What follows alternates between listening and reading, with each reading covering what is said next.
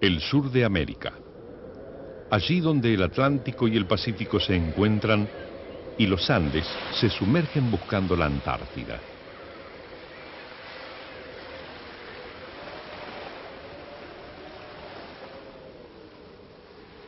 Escenario que es testigo de un episodio de siglos, el colonialismo. A 500 kilómetros de la costa argentina, dos islas dominan el acceso a la Antártida y al estrecho de Magallanes, las Malvinas. Pertenecientes originalmente al Reino de España, en 1764 y 1766 respectivamente, franceses e ingleses ocuparon ilegalmente Soledad y Gran Malvina. Pero ante la decidida interpelación de la corona española, ambas naciones reconocieron su derecho y se retiraron. Los comienzos del siglo XIX presenciaron intentos ingleses más decididos para apoderarse de plazas y puntos estratégicos del Virreinato del Río de la Plata. En 1806 y 1807, dos expediciones militares invadieron Buenos Aires y Montevideo, pero fueron duramente rechazadas.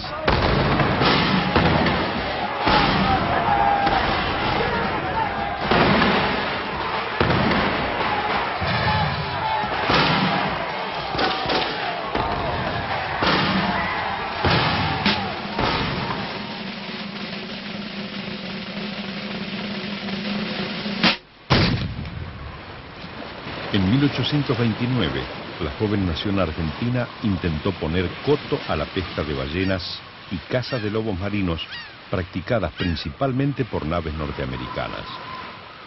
Como respuesta, el gobierno de Washington envió una corbeta de guerra, la Lexington, que disimulada con la bandera francesa se apoderó de Puerto Soledad, destruyendo las instalaciones y expulsando a sus habitantes.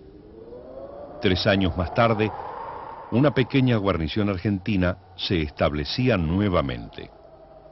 Pero el 2 de enero de 1833, el capitán inglés John James Onslow, al mando de la nave Clio, ocupaba definitivamente las islas. El pabellón argentino fue arriado y la bandera imperial flamearía ininterrumpidamente hasta el 2 de abril de 1982.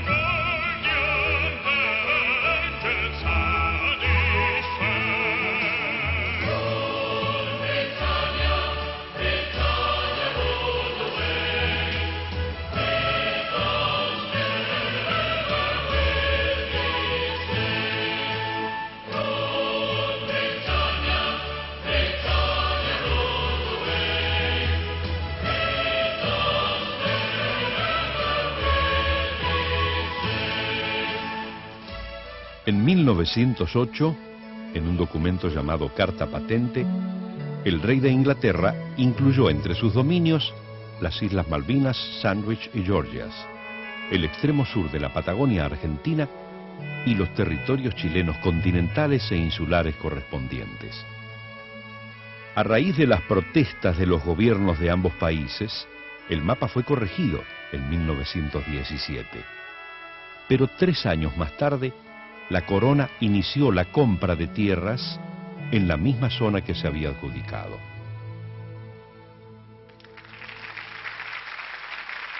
En 1948, estando la Argentina bajo el gobierno del general Perón, Inglaterra despachó hacia las islas buques de guerra. Esa presencia bélica tan próxima a las costas inflamó por igual los ánimos de argentinos y chilenos, y en forma conjunta los presidentes de ambos países movilizaron efectivos navales y militares. La intervención diplomática de Estados Unidos descomprimió la situación.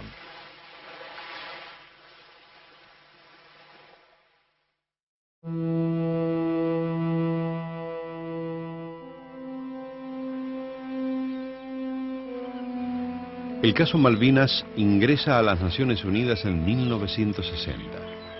5 años más tarde, la Asamblea General emite la resolución 2065, invitando a los gobiernos de Argentina y el Reino Unido a llevar adelante las negociaciones sin demora, teniendo en cuenta los intereses de la población. La elección del término intereses y no deseos constituye un baldo a la posición argentina. Desconoce el derecho de autodeterminación de los habitantes de las islas por no tratarse de nativos que aspiran a recuperar su independencia, sino de colonos implantados por el país colonizador. Estos, los kelpers, constituyen una comunidad dedicada a la cría de ovejas de no más de 1850 integrantes, considerados por los británicos como ciudadanos de segunda.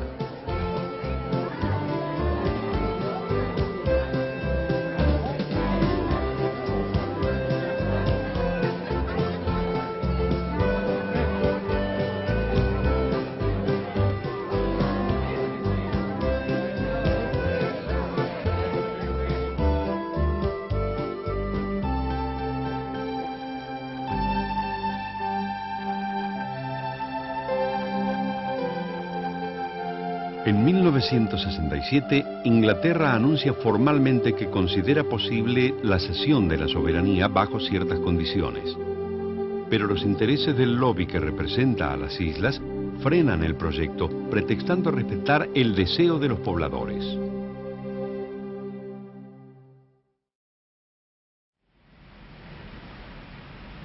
A comienzos de 1975, un informe secreto de la Universidad de Birmingham al Foreign Office se hace público por obra de la prensa. En él se dice que en Malvinas hay 4 o 5 veces más petróleo que en el Mar del Norte y en la cuenca atlántica de los Estados Unidos. El Sunday Telegraph presagia una guerra entre Argentina y Gran Bretaña. Hay 2 estudios fundamentales que se han hecho. Uno es el de Bernardo Grosling, que sostiene que la Argentina tiene en la plataforma continental argentina 200.000 millones de barriles. Es una cifra tan extraordinaria que si uno lo multiplica por $22 el barril, resultaría una estimación de 4 billones de dólares. Cifra prácticamente que entra dentro del campo de la fantasía.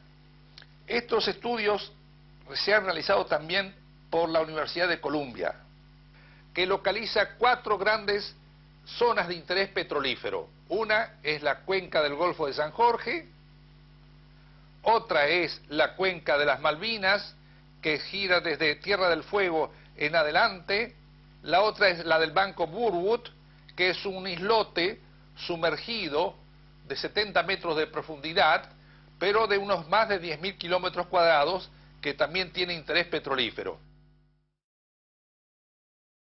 A principios de 1976, el barco oceanográfico Shackleton de la Armada Británica inicia una nueva expedición destinada a investigar los recursos naturales de la cuenca de las Malvinas.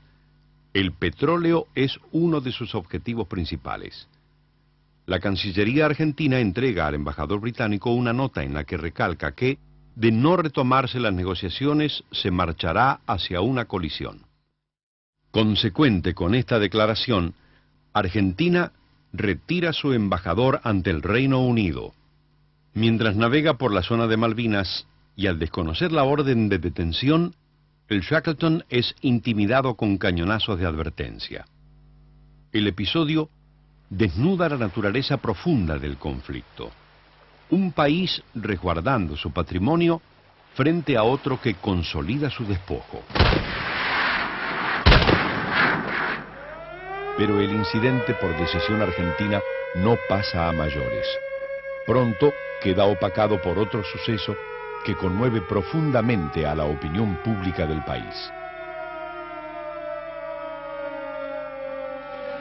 El 24 de marzo de 1976, las Fuerzas Armadas argentinas derriban al gobierno constitucional mediante un golpe de Estado.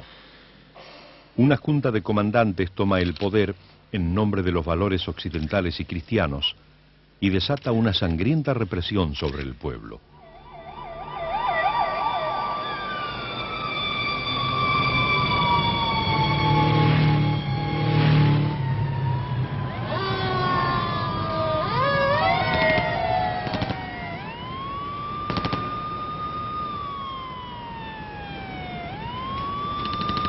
Lo exige el plan económico previsto.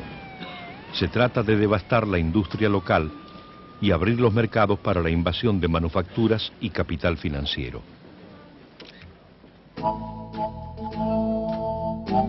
En casi toda Latinoamérica se vive la hora de las dictaduras.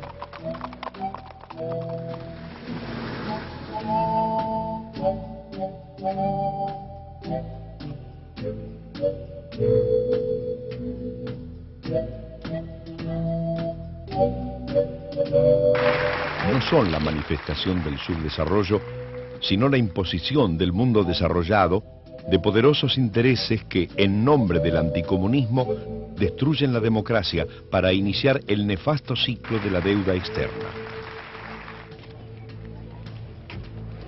Dado el deterioro de las relaciones diplomáticas con Argentina, y temiendo que el nuevo gobierno militar pueda impulsar la disputa por Malvinas a un enfrentamiento armado, el Comité de Defensa y el Gabinete británico aprueban una agenda más abierta de negociaciones que incluye la discusión de la soberanía. Como tantas otras veces, la oferta de negociación es acompañada por el envío secreto de buques de guerra y submarinos nucleares al Atlántico Sur.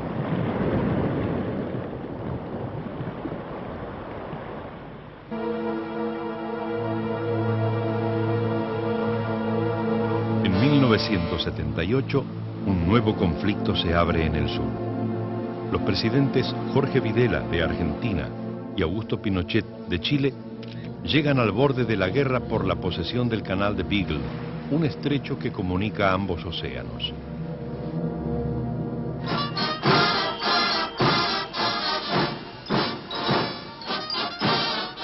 La intervención norteamericana logra imponer la mediación del Vaticano entre ambos dictadores, a los que considera sus aliados.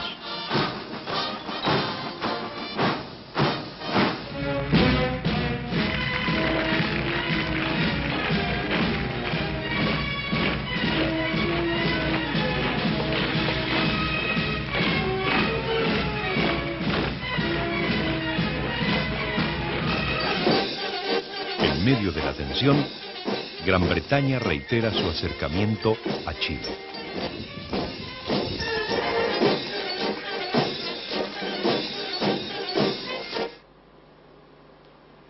Entretanto, en el cuartel general de la CIA en Virginia, la inteligencia norteamericana analiza los relevamientos efectuados por el buque oceanográfico Glomar Explorer en la región Atlántico Sur. En el informe presentado ante el Capitolio, se sostiene que en el área Malvinas hay 9 veces más petróleo que en el Mar del Norte.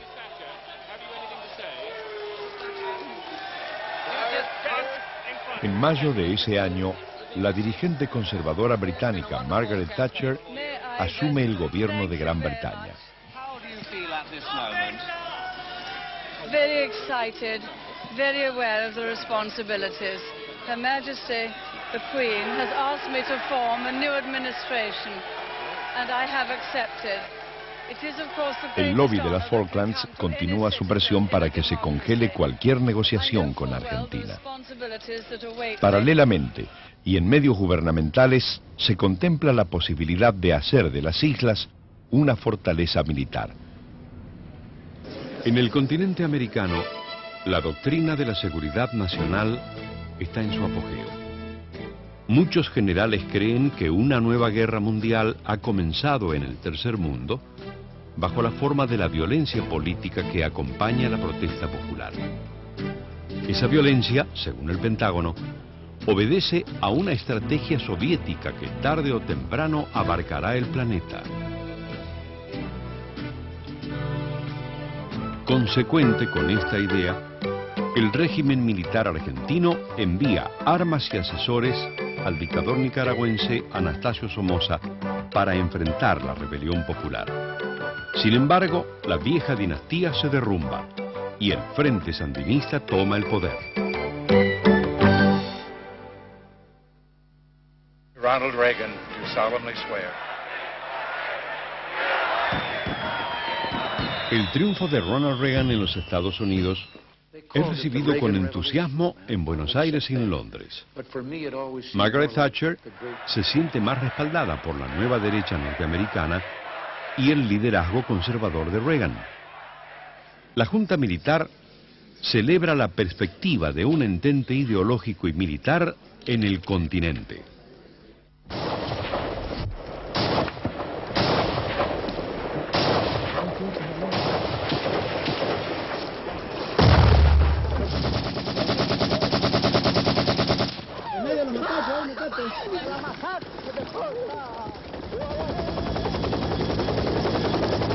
Más adelante, la intervención argentina en países centroamericanos es planificada bajo la supervisión de la CIA.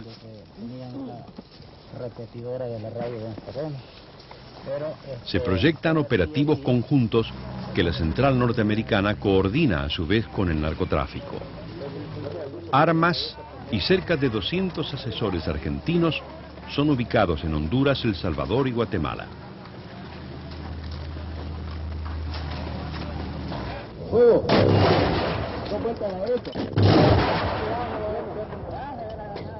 Los contras nicaragüenses viajan secretamente a Buenos Aires para recibir entrenamiento y organizan su ejército mercenario dirigidos por el subjefe de la inteligencia militar argentina.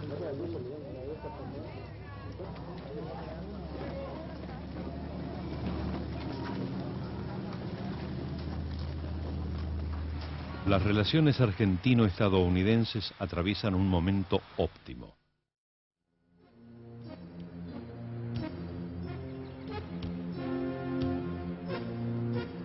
El general Galtieri realiza 2 visitas a Estados Unidos y es recibido como un gran aliado.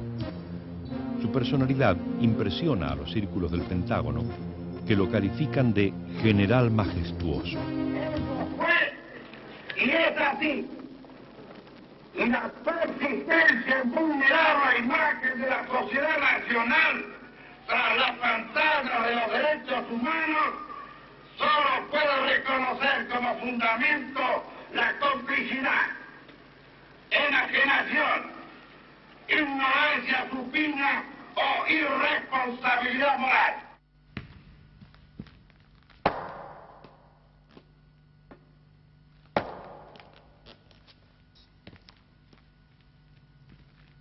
Estos galanteos contrastan con el curso desalentador de las gestiones que se llevan a cabo sobre Malvinas. La posibilidad de reconocer la soberanía argentina a cambio del arriendo del archipiélago al Reino Unido por 99 años es descartada. Inglaterra ordena preparar un plan de contingencia civil y militar, imponiéndose el criterio de congelar toda discusión y reivindicar el derecho de autodeterminación de los kelpers. Este argumento protege en realidad otro tipo de prerrogativas, la de los poderosos intereses del lobby.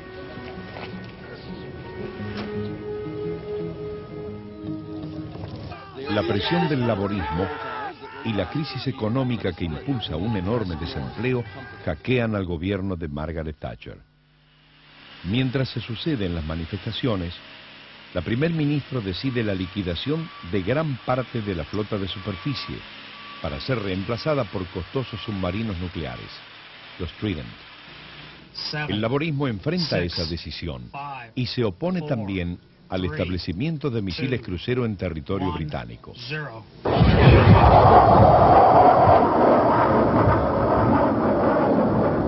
El avance del ala izquierda del partido amenaza causar un duro golpe a la OTAN.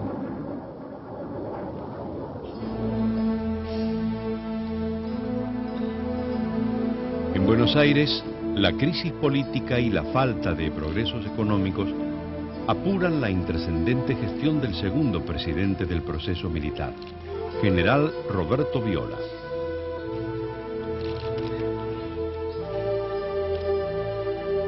El candidato para reemplazarlo ya ha sido designado. Leopoldo Galtieri será el próximo gobernante de facto. Este cambio de mando coincide en realidad con otros planes. Estados Unidos ha dado por finalizada la etapa necesaria de las dictaduras militares. El paso siguiente debe ser el establecimiento de democracias controladas. En cumplimiento de esta consigna, el general Galtieri convoca a representantes de los partidos políticos restringidos hasta entonces por el régimen. Desde hace un tiempo, en los escritorios de la Armada Argentina circula un plan de recuperación de las Islas Malvinas que ha tenido distintas lecturas entre las fuerzas.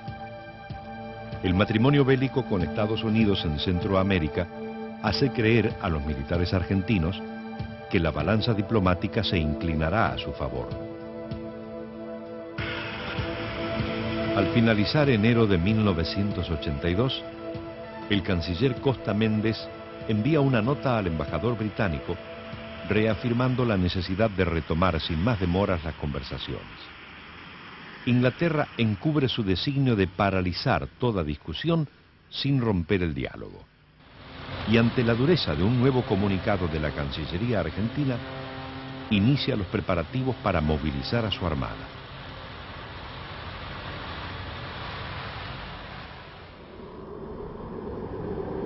Las aguas del Atlántico Sur se recalientan. La zona en conflicto comprende, además de las Malvinas, las islas Georgias y Sandwich del Sur.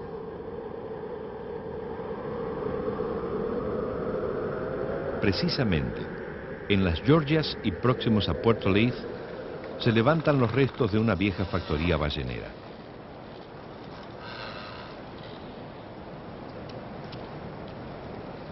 Contratado para proceder a su desmantelamiento y con la aprobación de la Embajada Británica, el empresario argentino Constantino Davidoff envía un reducido contingente de obreros que al desembarcar izan la bandera argentina. La versión transmitida a la inteligencia inglesa desde Puerto Stanley dibuja el episodio como una ocupación militar. Señor Davidoff, ¿su empresa actúa por qué en esas islas? Estamos cumpliendo con un contrato de desmantelamiento de unas factorías balleneras. ¿Es por delegación de tareas de alguna empresa extranjera? Es una empresa, la nuestra es una empresa argentina, hemos contratado con una empresa extranjera británica y estamos ejecutando los contratos de desmantelamiento. ¿Su personal, cuántos son? 39 trabajadores. ¿Ese personal está armado? Le puedo contestar y negar rotundamente que ese personal está armado. Davidoff y su grupo de obreros no fueron una maniobra de la Armada Argentina para generar una excusa para ir a la guerra, como es la hipótesis británica y generalmente difundida incluso en la República Argentina. Davidoff informa a la Embajada Británica en Buenos Aires que está por ir a este tercer viaje, informa oficialmente a la embajada, da la nómina de obreros que van a ir, indica el buque de transportes navales que lo va a llevar, la fecha de zarpada y la fecha de llegada. En ese momento del tiempo, reunidos en Malvinas, están tres personas importantísimas. Está el capitán del Endurance, el capitán Barker, está el gobernador de las islas, Rex Hunt, y está también un lord británico, Lord Buxton, que es un fiel admirador del sistema de vida de las islas, que además tiene acceso a medios de comunicación masivas en Inglaterra por su posición dentro de los sistemas de comunicación en Londres, y que es miembro del grupo de presión de las Islas Malvinas, que es el lobby oficial de las islas frente a la Cámara de los Comunes. Ellos tres se juntan y hacen un informe casi en forma simultánea con el desembarco de los argentinos en Georgias, indicando que se trataba de un tanteo de la Argentina para organizar una invasión a las Islas Malvinas. Y exageran los patrones de conducta de los argentinos en las islas. Indican que se bajaron con armas, que hubo disparos, que hubo uniformes, que es claramente una invasión militar de Georgia. Gran Bretaña, a su vez, ha hecho averiguaciones por otra parte, no dependiendo de Stanley, sino de la gente del grupo antártico británico que estaba en Grytviken y que comienza a informar que se había exagerado lo que había salido de Stanley. Por lo tanto, tenemos que suponer que lo que había salido de Stanley había sido no solamente premeditado, sino exagerado a propósito para la búsqueda de un objetivo concreto. Londres promete a los oficiales argentinos de que va a comenzar a deflacionar, a quitarle peso a esa información, aceptan la información argentina, se excusan de haber protestado de una manera tan fuerte e indican que lo más importante ahora es ver cómo se puede negociar una salida con honor para ambas partes. Curiosamente, esa misma noche, en el periódico vespertino en Londres, sale la noticia con una fórmula de palabras donde se habla de una invasión argentina a Malvinas. Todos los diarios británicos de mayor tiraje toman esta noticia y acusan al gobierno de la señora Thatcher de dejadez en lo que hace a la postura defensiva de ese país. Aquí entra a jugar un elemento, a mi juicio, fundamental en el inicio de la guerra, que fue el envío de un buque británico polar, en este caso el Endurance, con 20 Royal Marines y con armamento bélico, a las Georgias para quitar por la fuerza a los trabajadores de ese territorio. La Marina, en forma totalmente consecuente, dice es inadmisible. Por lo tanto, vamos a enviar un buque propio para disuadir al Endurance de cumplir con su objetivo. El Bahía de Paraíso tenía instrucciones muy claras. Tenía que llegar antes. Si llegaba antes, tenía que desembarcar gente, sus infantes de marina, ahí en Georgia, para proteger a los trabajadores que no fueran tomados por la fuerza y que se prosiguiera la negociación diplomática con Inglaterra por todos los medios.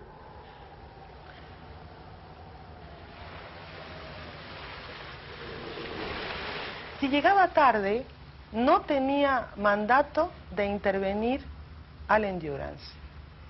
Eso también, si uno asume que la Argentina quería una excusa para intervenir militarmente en Malvinas, qué mejor excusa que permitir que sacaran a los obreros en el Endurance, atacar al Endurance o incluso más, permitir que los llevaran a Malvinas y luego atacar Malvinas para recuperarlos. Llega el debate del día 23 y en ese debate se origina como un regreso al tema imperialista británico. Hay pedidos de renuncia de primer ministra, hay un ataque muy grande a su política de defensa y una exigencia, primero, de que el Endurance sea enviado indistintamente de lo que los argentinos hubieran hecho o no. Segundo, de que como el tema Georgias demostraba la mala intencionalidad argentina en el tema Malvinas, había que congelar definitivamente toda negociación de soberanía con los argentinos por el tema Malvinas, había que montar una estructura de defensa estable y permanente en las islas. Los diarios al día siguiente de ese debate empiezan a sacar información de que habrían zarpado desde Inglaterra un par de submarinos nucleares de interdicción hacia Malvinas. Por otra parte, se registran desde España, y lo dice muy bien el diario El País, movimientos en los buques alrededor de Gibraltar, ingleses pertenecientes a la OTAN, que empiezan a movilizarse hacia el sur. Otra información que llega es que se duplica el contingente militar británico en Malvinas y que desde el Caribe, donde está Belice, que es también una colonia británica, empieza a bajar un destructor que estaba haciendo operaciones y ejercicios con los Estados Unidos. Ya el 26 de marzo, con esa información, los argentinos tienen un problema grave, que es, ellos saben que si no actúan, no solamente Georgia se pierde, el problema ya no es Georgia. Georgia fue problema hasta el 25, pero la fuerza que se ve venir, sumada a la declaratoria política de la Cámara de los Comunes, indica que Londres había cambiado el objetivo. Que el objetivo era reforzar Malvinas y no negociar nunca más. Entonces la Argentina también cambia el objetivo. Dice, bueno, ahora la amenaza no es a Georgia, es a Malvinas. Golpeados por la represión y el apagón industrial, los trabajadores argentinos tienen otras urgencias.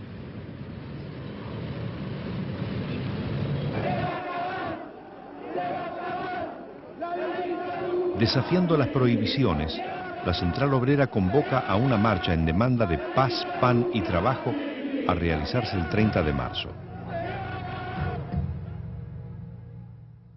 El régimen responde con su violencia habitual y los manifestantes son castigados con gases y a garrotazos. 24 horas más tarde, zarpa la flota argentina. Y el día 2 de abril, tras un breve enfrentamiento, cae la guarnición británica en Malvinas. La consigna de los mandos que dirigen el operativo precisa que, aún al costo de tener muertos o heridos en las propias filas, no deben provocarse bajas en el bando enemigo.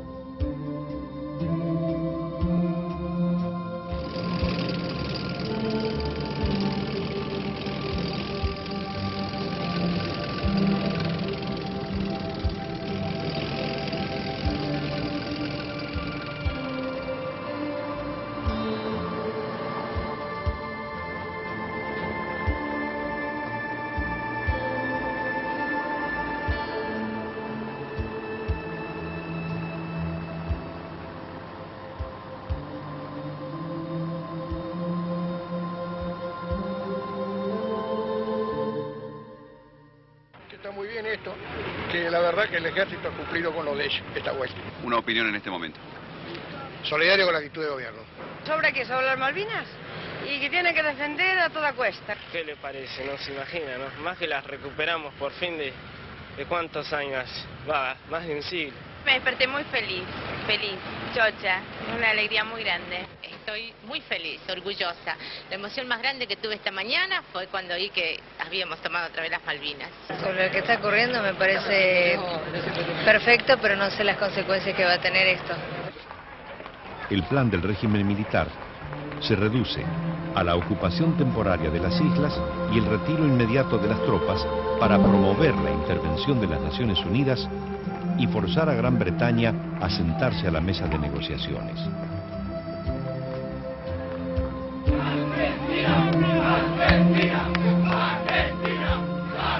El esquema da por segura la neutralidad de Estados Unidos y un Galtieri exultante habla a los argentinos desde los balcones de la Casa Rosada.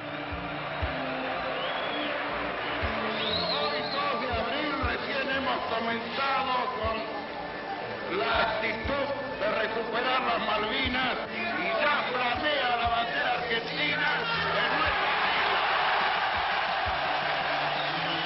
Líderes y representantes de los principales partidos políticos y del sindicalismo manifiestan su adhesión. También los que llegaron de distintas latitudes, escapando de la pobreza o las persecuciones políticas, abrazan la causa del país que les abrió sus puertas y les brindó las mismas posibilidades que a sus hijos.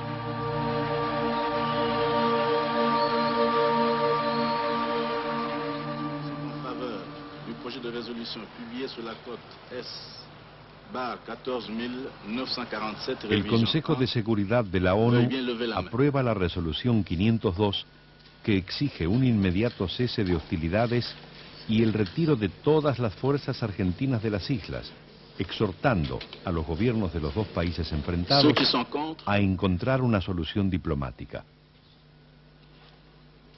Abstención. En realidad, y siguiendo el plan previsto, el retiro de fuerzas que se reclama ya ha sido iniciado el mismo día de la ocupación.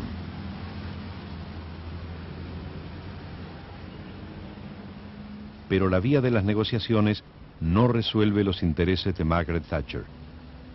El día 3, y luego de un escandaloso debate en el que ella y Lord Carrington son acusados de incompetentes, convence al Parlamento y al gobierno de marchar a la guerra. The government has now decided that a large task force will sail as soon as all preparations are complete. It's an immense task. It's a very great honor. It's a heavy responsibility, and I can only say that I will discharge it to the best of my responsibility. Thank you very much. Francis Pym es designado nuevo canciller y la primer ministro anuncia oficialmente la partida del grueso de la Fuerza Aeronaval, cuyo objetivo es la recuperación de las islas.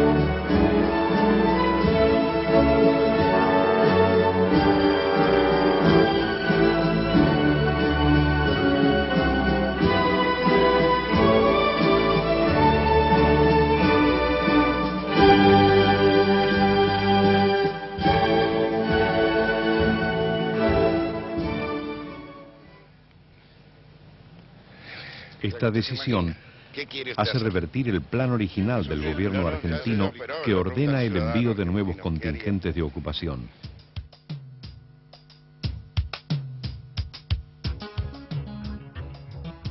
Muchos de ellos se integran con una gran cantidad de jóvenes recién incorporados y con escasa instrucción militar.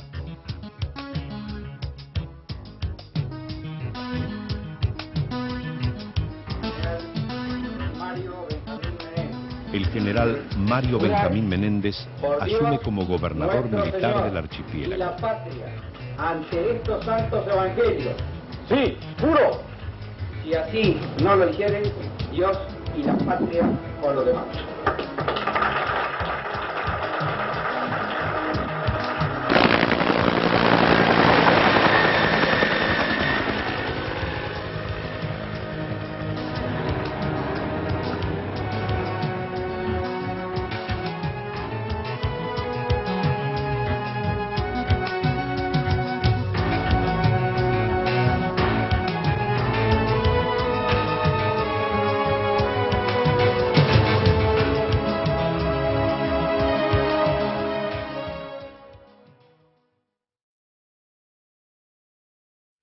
Estados Unidos ofrece a su secretario de Estado Alexander Haig como mediador en el conflicto, al tiempo que lanza una serie de satélites especiales que avisan a Londres sobre los movimientos de las fuerzas argentinas y pone a disposición de Gran Bretaña la base de la isla de Ascensión.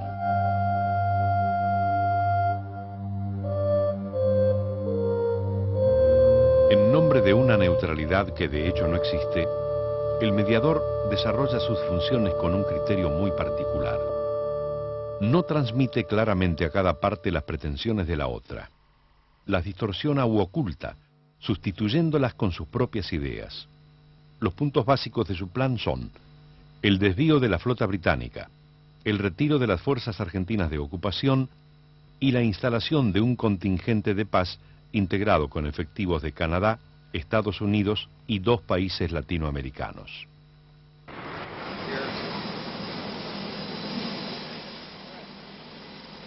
El gobierno inglés rechaza su propuesta en forma categórica. No le interesa la presencia de un control internacional y antes de iniciar cualquier negociación exige la desocupación inmediata de las islas.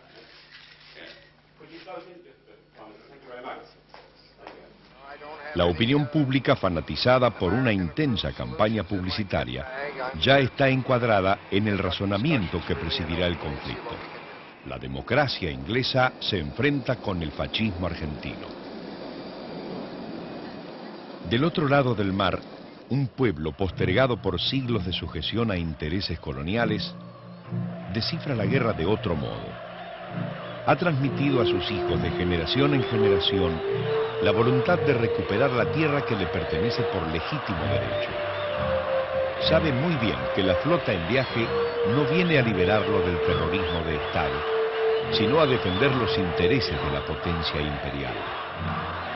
Cuando Haig llega a la Argentina, lo espera una manifestación de más de 100.000 personas que acusan a Londres de piratería y cantan Malvinas sí, proceso no.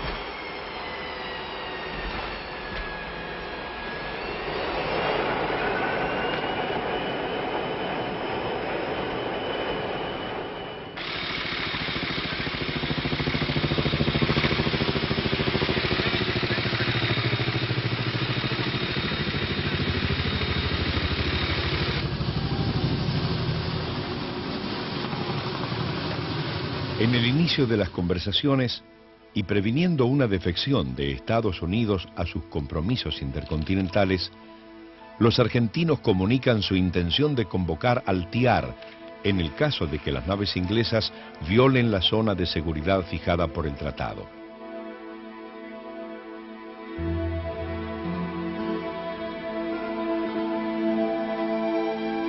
El requerimiento básico de la Junta se limita a la inclusión de la soberanía como tema primordial en las negociaciones. Garantiza los derechos e intereses de los isleños. Acepta el control de una fuerza internacional de paz y ofrece compartir la administración del archipiélago con Estados Unidos y Gran Bretaña.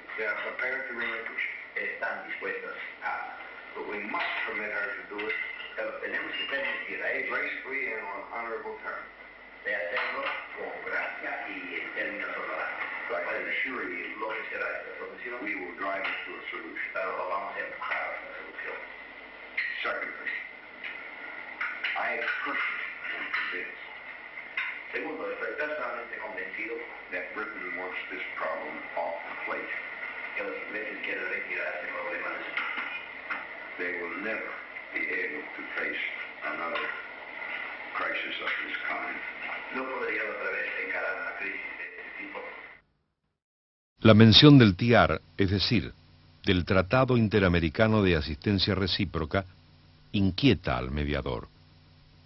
Firmado en 1947, los Estados americanos se obligan en él a defender solidariamente la seguridad territorial de cualquiera de sus miembros frente a un ataque o amenaza extracontinental. En los hechos, ha servido a los intereses estratégicos de Estados Unidos, pero ha llegado la hora de utilizarlo con un fin legítimo, comprometiendo al país hegemónico a pagar el costo de su dominación.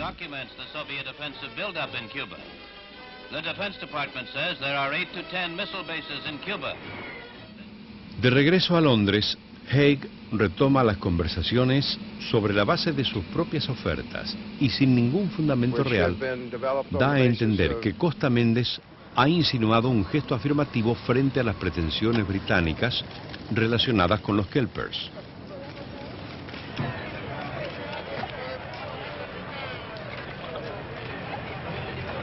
En su segundo viaje a Buenos Aires, Haig repite la artimaña de no revelar las exigencias británicas en toda su crudeza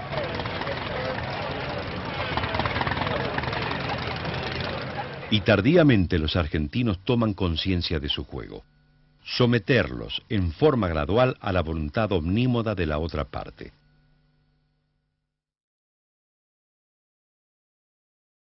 El entendimiento es posible si aceptan incondicionalmente el retorno a la situación previa al 2 de abril. El precio de la negociación, es decir, de la paz, es una derrota anticipada.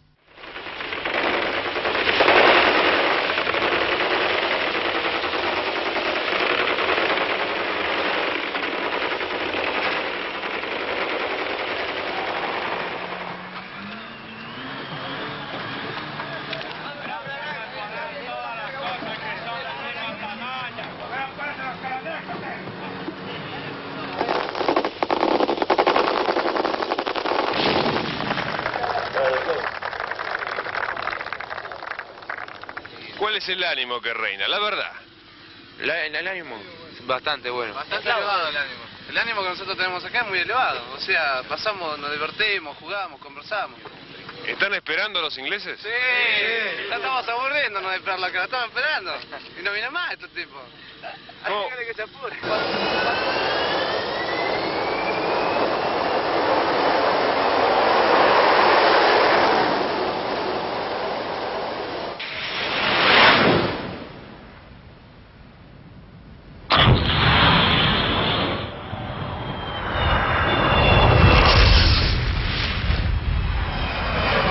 De la reunión convocada por la OEA, en la que la Argentina solicitara la aplicación del TIAR, fuerzas británicas capturan la guarnición de las Georgias.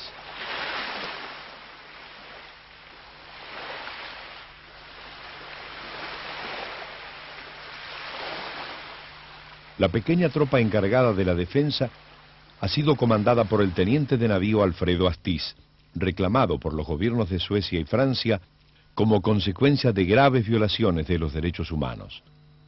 En cumplimiento de una recomendación de los altos mandos de Buenos Aires, la rendición se produce sin oponer mayor resistencia. El ataque extracontinental previsto acaba de consumarse.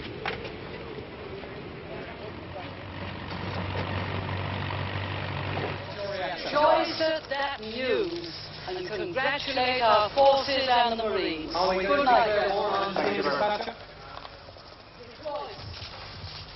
Georgia del Sur, otro cable urgente es de Washington. El canciller argentino Nicanor Costa Méndez dijo hoy que el ataque británico contra su país pone en grave peligro la paz mundial. ¡Tenemos noticia! ¡Tenemos noticia! ¡Tenemos noticia! ¡Tenemos noticia!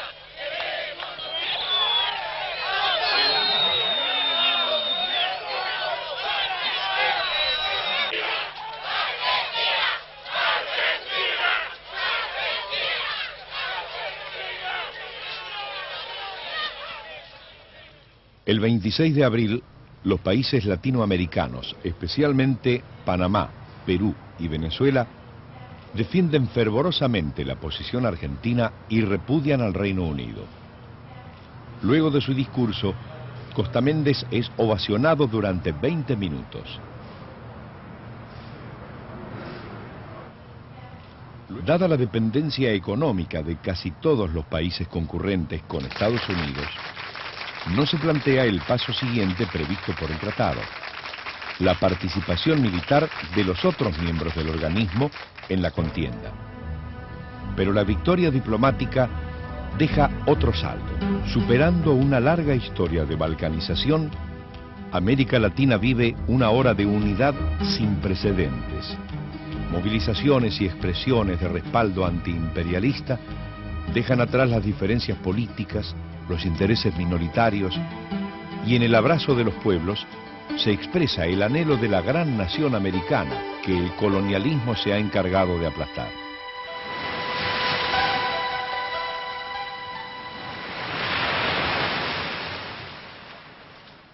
Try the old vanes at the back, make sure they're not free to rotate, otherwise it could already be armed, and check that the tail isn't already open, okay?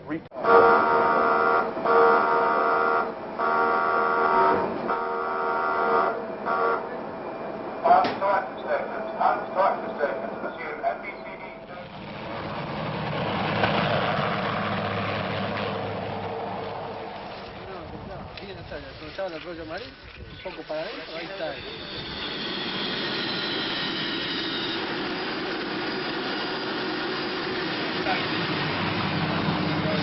Buen día, señor.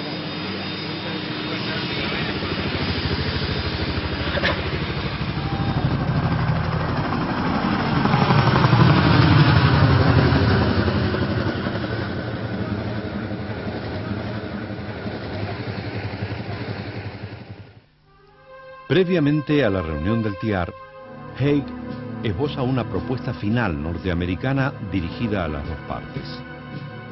Al hacerse efectiva la presentación oficial, sus términos resultan inaceptables en Buenos Aires. Prevé la reposición del gobernador británico, establece plazos ilimitados para la discusión de la soberanía e ignora la resolución de las Naciones Unidas que favorece el reclamo argentino. Si bien ha desaprobado secretamente el plan, Margaret Thatcher, en complicidad con Haig, aprovecha la negativa de la Junta para endilgarle unilateralmente la responsabilidad en el fracaso de la negociación. Estados Unidos da por terminada la gestión y clarifica sin rodeos su papel en el conflicto. Declara abiertamente su apoyo político, diplomático y militar a Gran Bretaña, al tiempo que anuncia una lista de sanciones contra Argentina. We must take concrete steps to underscore that the United States cannot and will not condone the use of unlawful force to resolve disputes.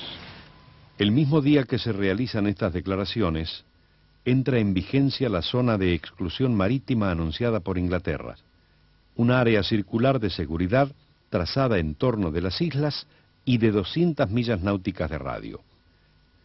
Todo buque o avión argentinos hallados dentro de dicho contorno estarán expuestos al ataque de las fuerzas británicas.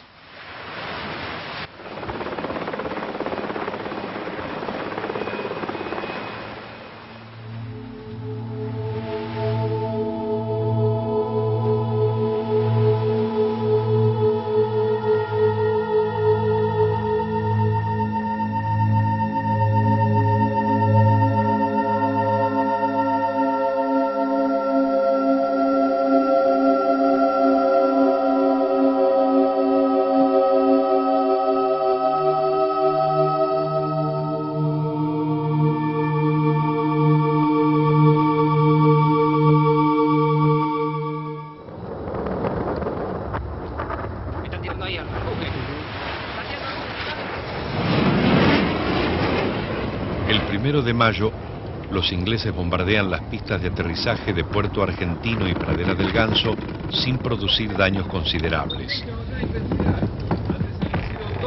Esta acción ha sido pensada como una demostración de poderío destinada a la vez a probar y desgastar las defensas enemigas.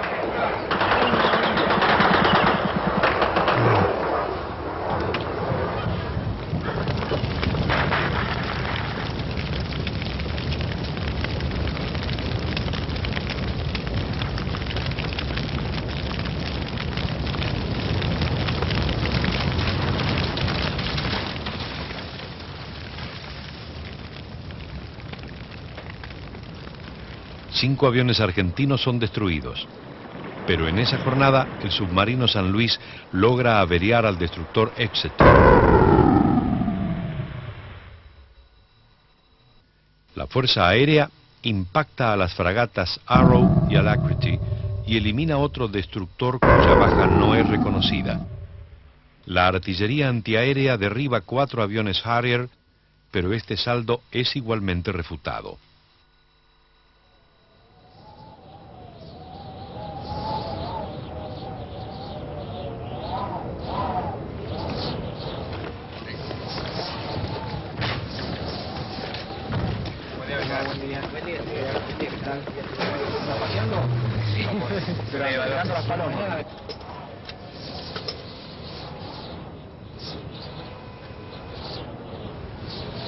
Mundo duerme, nadie sale del pozo.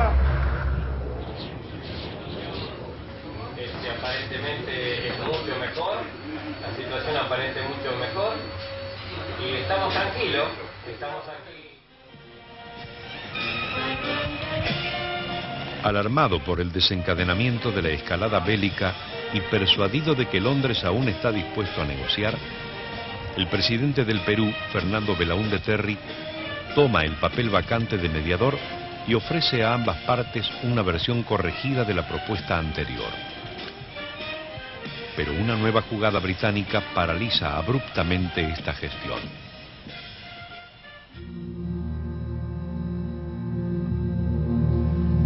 Aproximadamente a las 16 horas del día 2, y escoltado por 2 destructores, el crucero General Belgrano navega en dirección al continente.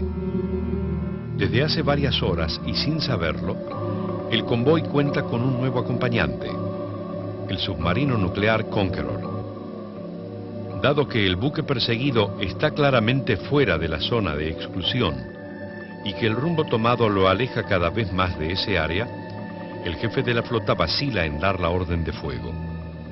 Solicita permiso a Londres y la respuesta contundente de la primer ministro descarta todo escrúpulo.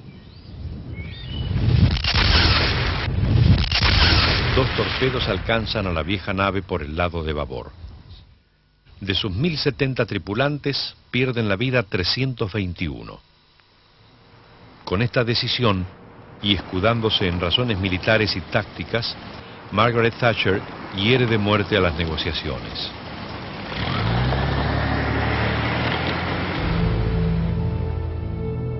Años más tarde, el periodista inglés Robert Fox denunciará que los datos sobre la ubicación del Belgrano han sido enviados al agregado militar británico en Santiago por el Comando Naval Chileno de Punta Arenas. In my local paper, The Scotsman, there was an artless interview when the captain of the Conqueror, his name was Commander Christopher Refford Brown, was asked, "Why did you sink the Belgrano?" "Oh," he said, "I didn't do this by myself. I'm a first-time submarine commander.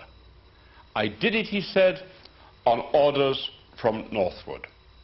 And Northwood was the fleet headquarters. Now, this was a totally different story to that which Parliament, press and people in Britain had been told. Small lies tend to be part of larger lies. And therefore I began to ask questions. And one of the questions, very simple, was what was the position of the Belgrano when she was sunk? And then, by parliamentary answer, what was her course at the time that she was sunk? The answer was 280 degrees. Now that is west-northwest.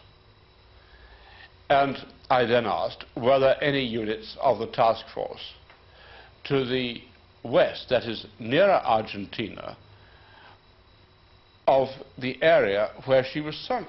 The answer was no. So this was untrue. The submarine commander wrote his account in a book called Our Falklands War.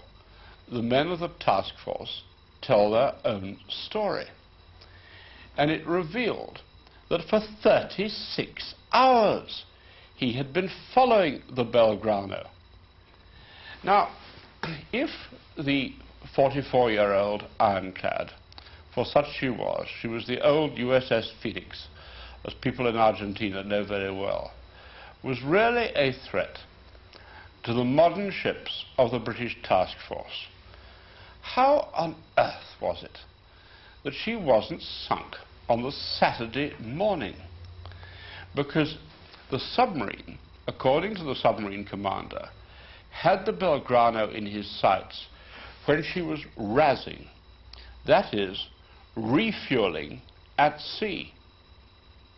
That it became clear to Mrs. Thatcher that the Peruvian peace proposals put forward by President Belaúnde Terry, backed by the Americans, had been conveyed to Downing Street.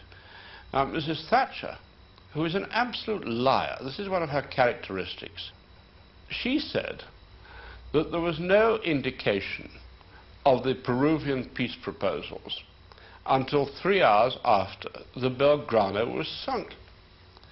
That was not true, because I went to ask President Belaúnde what he had done, and he was very convincing about knowledge of his peace proposals being conveyed to Mrs. Thatcher.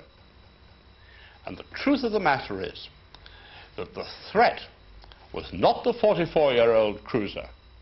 It was in fact the peace proposals, because that would have deprived Mrs. Thatcher of the military victory that the Falklands War was all about in the first place. It was about British domestic politics rather than any care for those Falkland Islanders. Al desastre argentino le sigue la primera victoria.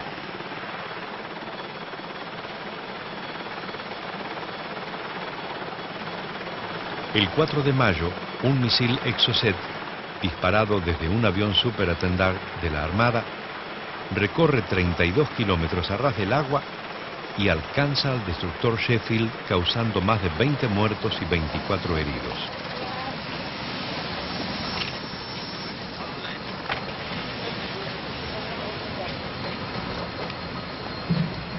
Unas pocas horas antes, la artillería antiaérea ha derribado 2 aviones Harrier, cifra que en el parte inglés es reducida a 1.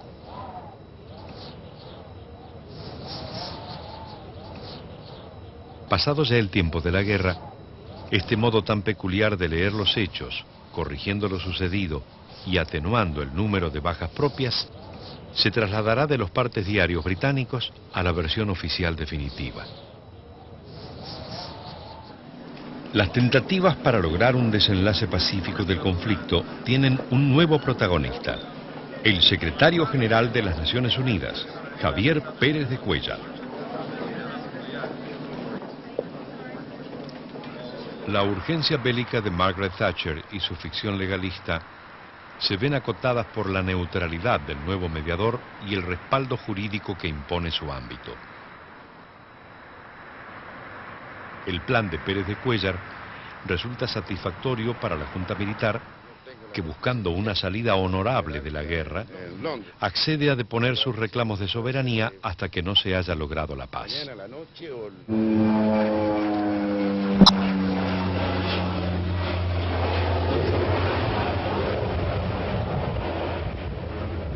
Entretanto, el bloqueo aeronaval que lleva a cabo Gran Bretaña comienza a ejercer sus efectos.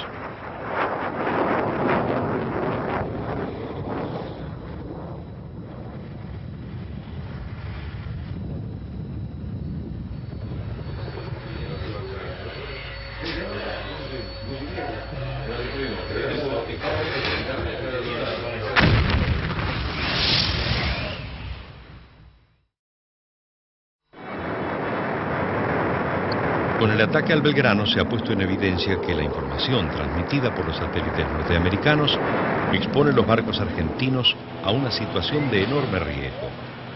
Por esta razón y resguardándose para enfrentar un eventual ataque de naves chilenas, la flota se repliega a sus puertos. Punta Arenas Air Base used by RAF spy planes. The airbase at Punta Arenas was used from an early stage in the war for Royal Air Force spy planes. They were Canberras, photographic reconnaissance Canberras, which were flown in circumstances of extraordinary clandestinity down to the very tip of South America. Firstly flew from the normal base in East Anglia to Belize. They were repainted into Chilean markings. They flew via Santiago, where one of them was seen by the reporter John Snow, and then down to Punta Arenas. And at Punta Arenas, both people at the area and those coming in on civilian flights were prevented from seeing anything that was going on the tarmac or the apron by having the windows covered up and blinds pulled down on aircraft. The planes were able to operate with relative impunity. They flew at a very, very large height, 60,000 feet. A ceiling above the capability of Argentine interceptors, or, well, there weren't any surface-to-air missiles in the area anyway. The Chileans also provided a special forces base in Punta Arenas and thereabouts. This again was deeply secret. It was the second important aspect of the direct military collaboration between Britain and Chile. The base was used for Special Forces commanders, mostly members of the Special Air Service, but also taken from other units, in order to carry out clandestine surveillance, reconnaissance, target identification, and sabotage missions within Argentina. They were detected internationally on one remarkable occasion when an Royal Navy Sea King helicopter had to crash land on Chilean territory. It had gone completely the wrong way, so far west that it was completely implausible to suggest, as was of course suggested, that the helicopter had inadvertently lost its way from the coastal patrol and it was supposed to be returning to the task force. This was nonsense. En los días siguientes, las acciones ofensivas quedarán a cargo de la aviación.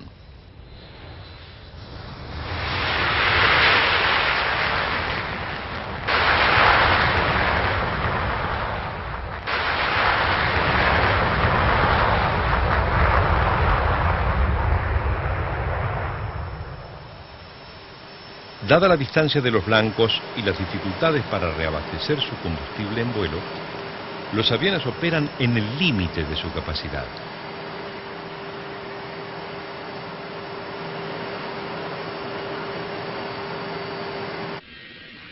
Pero la osadía de los pilotos, tanto aeronáuticos como navales, conmueven la opinión del mundo. Los pesados transportes Hércules, encargados de llevar suministros, realizan la mayor parte de su recorrido volando a no más de 20 metros de altura sobre el nivel del mar para poder burlar los radares enemigos.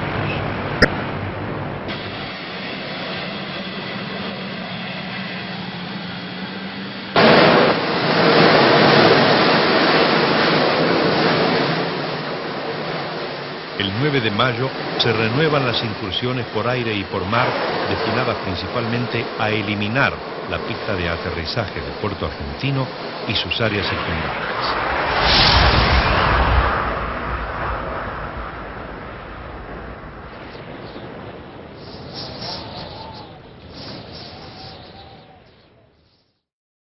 La posibilidad de que el gobierno británico acepte la propuesta de Pérez de Cuéllar se ve reducida en los hechos a una pasajera esperanza. El 13 de mayo, ante la Cámara de los Comunes, el canciller ha propuesto reforzar las exigencias. La administración de la ONU deberá ser compartida con el Consejo de las Islas. La negociación se circunscribirá a las Malvinas, excluyendo a las Islas Georgias y Sandwich del Sur. El reflotar el derecho de autodeterminación de los Kelpers, denegado por las Naciones Unidas en 1965, y la novedad de discriminar las islas, que hasta ese momento han sido consideradas como un conjunto indivisible, constituyen el modo más efectivo para volver imposible toda negociación. Argentina se reafirma en su posición fundamental y la gestión del secretario de la ONU se desvanece en nuevos intentos sin futuro.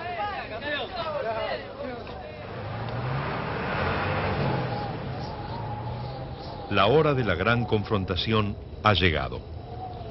La Armada Británica se dispone a desembarcar al mando del general Jeremy Moore, un veterano combatiente del Imperio en Asia e Irlanda.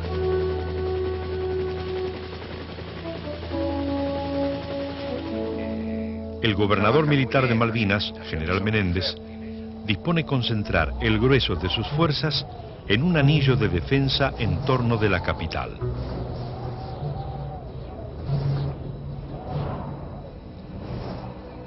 La prolongación de la guerra y sus consecuencias crean un panorama inquietante para Estados Unidos. La situación política argentina amenaza radicalizarse con una consiguiente fractura dentro del ejército. El agravamiento de la situación vuelve tangible el temido fantasma de un apoyo soviético. Inmediatamente al fracaso sufrido por Haig, el Departamento de Estado americano ha dispuesto su intervención en forma indirecta, pero con objetivos decisivos. El asesinato de Galtieri, que encarga a la CIA, y un golpe de Estado. Responsable de la segunda fase del plan, el embajador en Buenos Aires, Harry Schlaudemann, inicia contactos con militares, políticos y otros miembros del establishment local.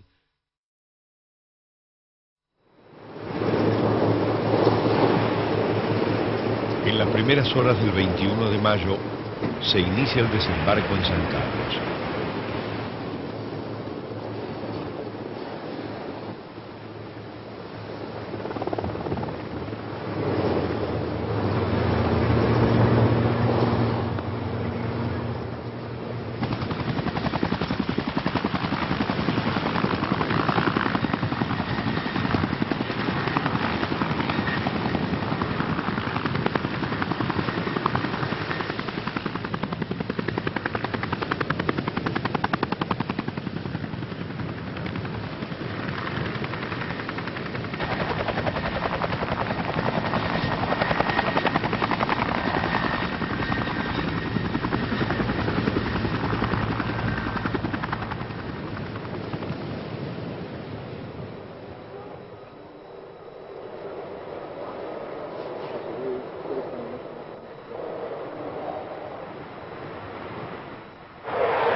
La respuesta aérea para repeler la invasión alcanza su mayor intensidad después del mediodía.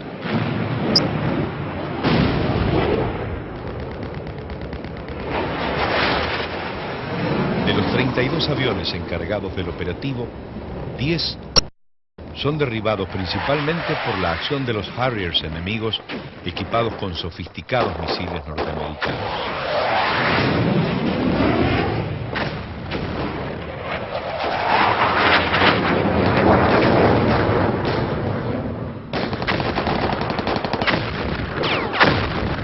Al término del ataque, el saldo para las fuerzas británicas es de un avión perdido y la fragata Ardent hundida y otras dos gravemente dañadas, la Argonaut y la Brilliant. Pero la cabeza de playa se consolida.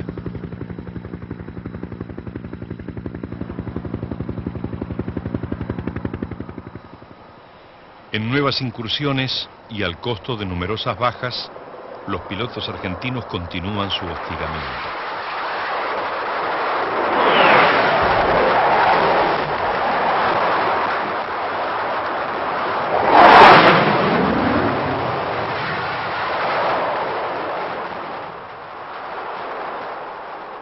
El 23 de mayo impactan a la fragata Antelope con una bomba que estalla al intentar desactivarla.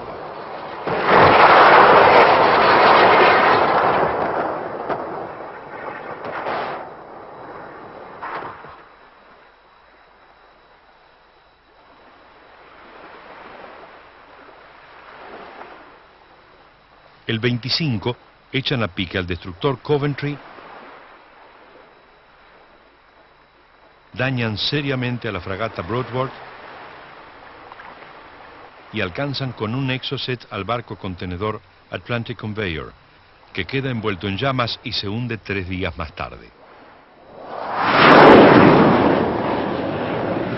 El 27 realizan otra salida exitosa, que destruye áreas logísticas y depósitos de municiones, incluyendo todos los misiles y lanzadores antitanques del Batallón 45 de Comandos.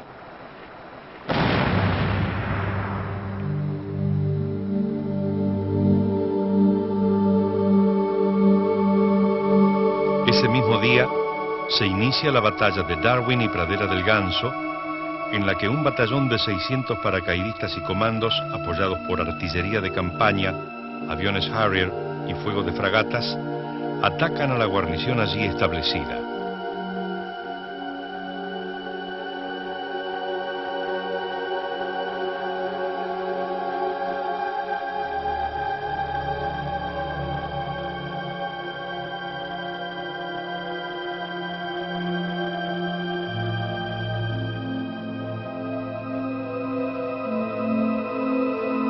Versiones posteriores británicas elevarán imaginativamente la cifra de efectivos argentinos a 1.500. En realidad, participan en el combate solamente 700 soldados, de los cuales 450 están en reales condiciones de hacerlo. We have been busy, as you know. The casualties have come in large numbers in 3 separate incidents. And I won't give you any figures, but I'm proud to say that thanks to the combined efforts of the naval surgeons and the army surgeons and the Royal Marines that support them, everyone that's come in here alive, despite their horrible wounds, has gone out alive, and they're now in Uganda.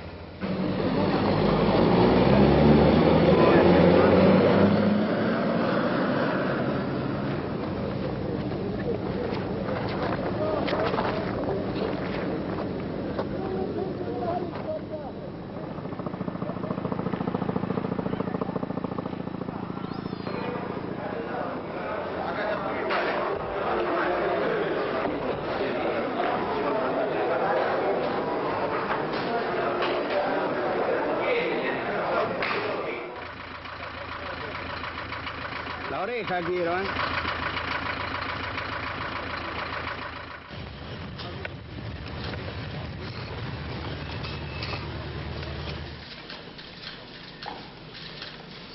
Con el propósito de evitar una masacre final en el frente de batalla, el Consejo de Seguridad de las Naciones Unidas inicia una serie de reuniones que dan por resultado la Resolución 505. Reafirmando los principios de la 502, exhorta a las dos partes a cooperar con el secretario general en su misión destinada a poner fin a las hostilidades. Abstention. El 30 de mayo, una formación aérea argentina compuesta por 2 aviones de la Armada y 4 de la Fuerza Aérea atacan al portaaviones Invencible.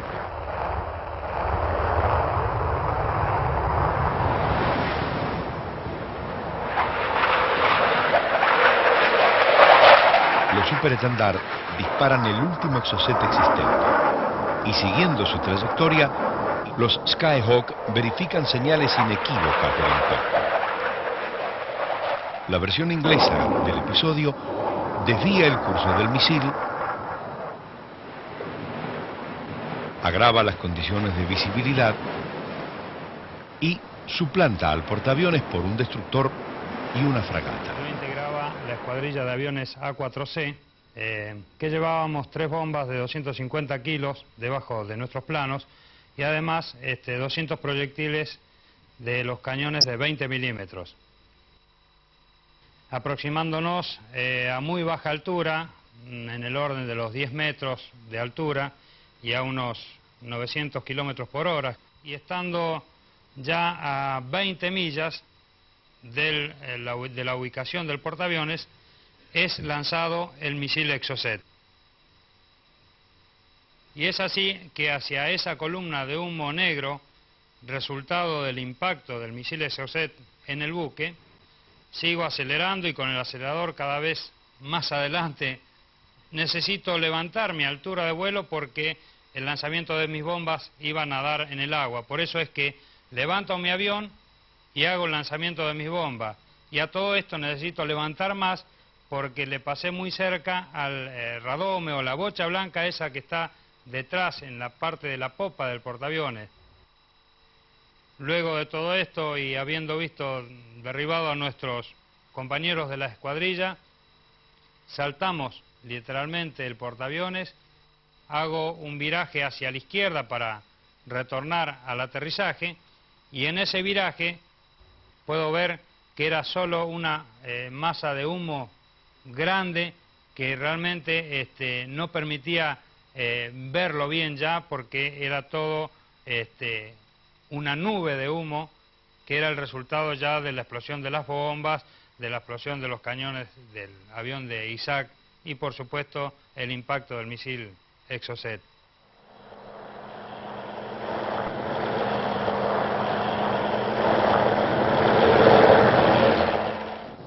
Luego de la caída de Pradera del Ganso, el Estado Mayor argentino considera que el ataque final es inminente.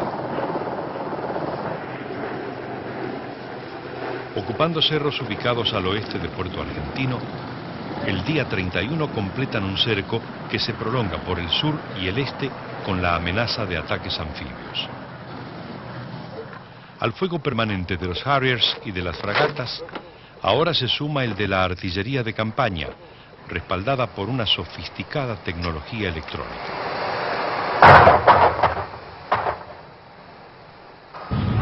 Sin transportes para desplazarse y con cañones de menor alcance, la defensa argentina logra una alta eficacia según la apreciación de los oficiales británicos. La tensión aumenta a medida que se acerca la batalla final.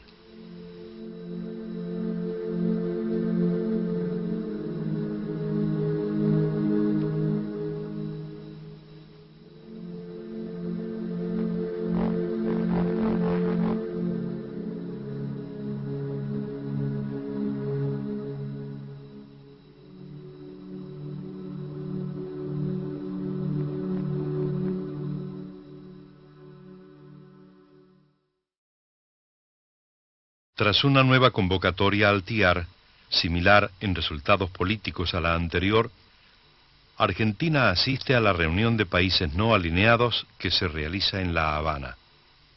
Con impecable sobriedad, su canciller escucha la opinión del primer ministro cubano, para quien ninguna guerra de liberación nacional se pierde siempre que se esté realmente dispuesto a pelearla. En la siguiente confrontación ante el Consejo de Seguridad de la ONU, llevada a cabo el 5 de junio, se procede a votar por el cese de fuego. La propuesta, que de hecho constituye el último llamado destinado a evitar la barbarie de la guerra, obtiene los 9 votos necesarios, pero Gran Bretaña y Estados Unidos la hacen zozobrar imponiendo su veto.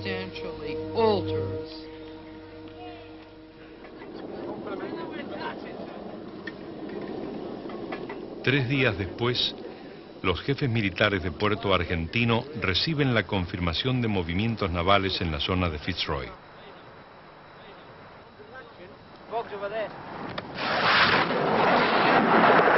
Aviones enviados desde el continente, ya que en las islas no quedan unidades en condiciones de actuar, llevan a cabo el ataque. Destruyen 2 naves de transporte, el Sir Galahad y el Sir Tristram, además de dañar seriamente una fragata con un saldo de 50 muertos y 57 heridos.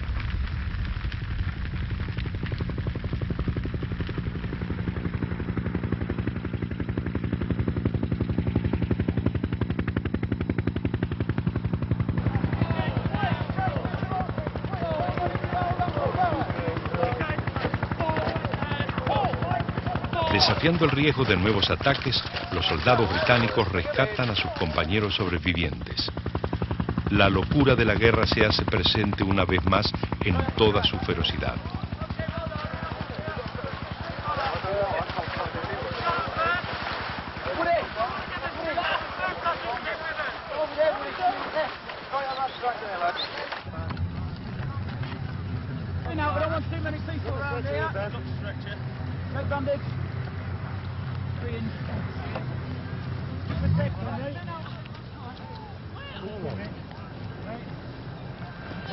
Is it full of home? Eh? What is it? It's old. It's old. Oh, what about this one? Okay, got it! Get it!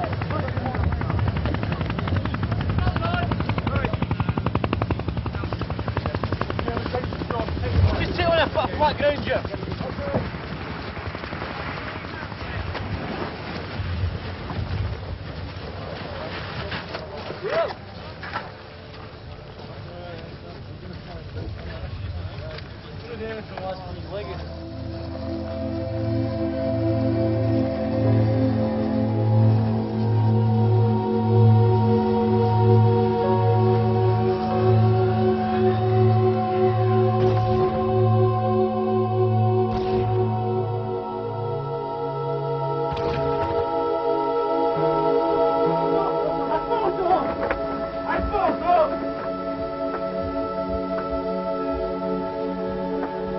Los ataques nocturnos de las fragatas y los bombardeos de los Harriers continúan con tenacidad.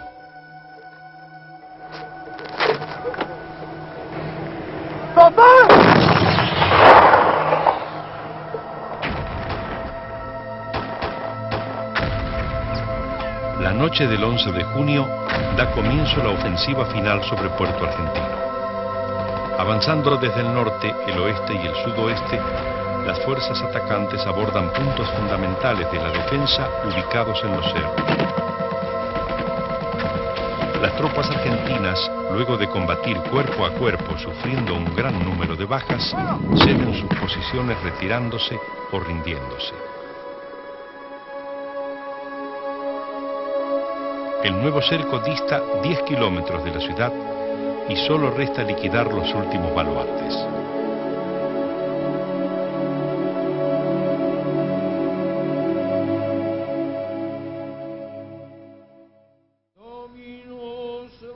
Sin noticias precisas del frente de batalla, Buenos Aires recibe al Papa Juan Pablo II.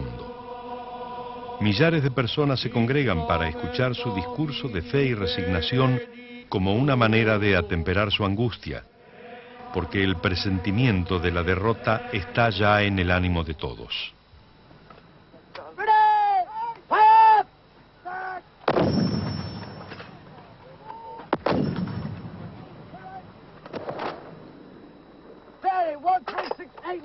50 now, set, elevate, turn.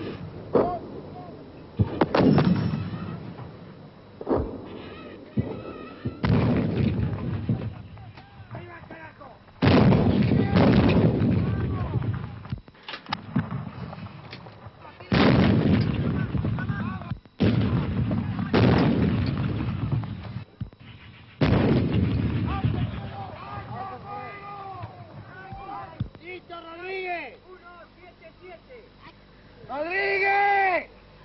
Nivel positivo 10. ¡Fuego! ¡Fuego! ¡Cargue! ¡Cinco ráfagas! ¡Cargue! ¡Cargue! ¡Tire! ¡Cargue! ¡Ahí va, carajo!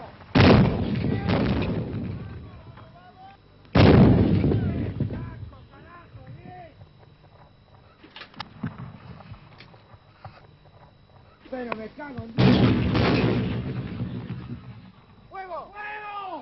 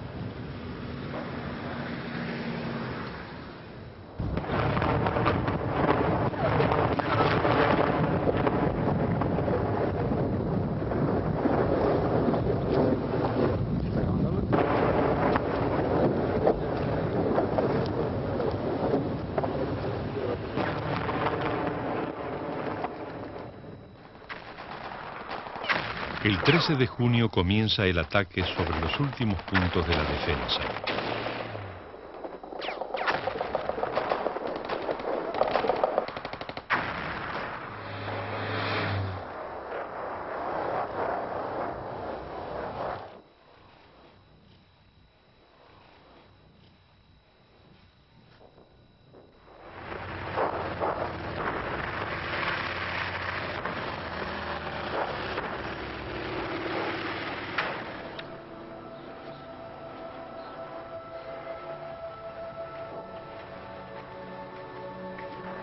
Sin munición, agotados, carentes de abrigo y casi sin alimento durante las últimas 48 horas, los soldados argentinos protagonizan duras resistencias solitarias, pero al amanecer del día siguiente, las posiciones están prácticamente perdidas. Los infantes de marina, que constituyen el grupo mejor organizado, desoyen la orden de rendición y continúan combatiendo hasta agotar su munición. El resto de las tropas, dejando tirados sus cascos y fusiles, se dispersa en medio de la confusión. ¡Viva la patria, carajo!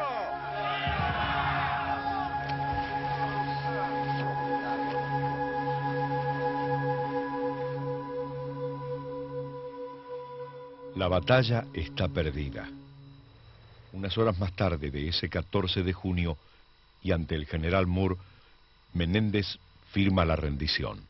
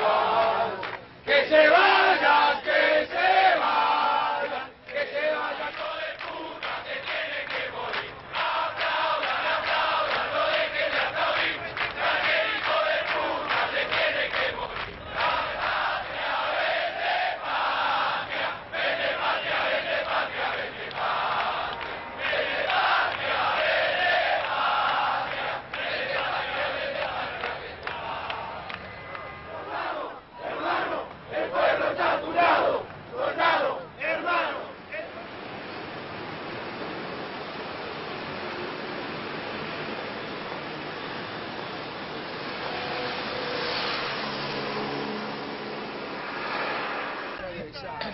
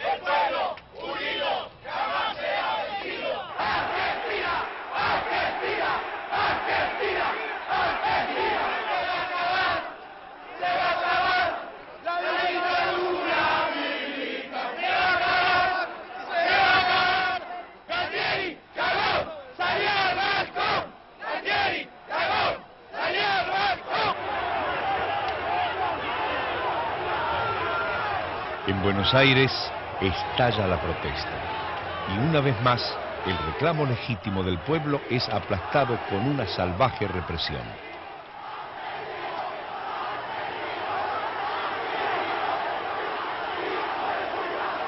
Días más tarde, la junta militar se desintegra.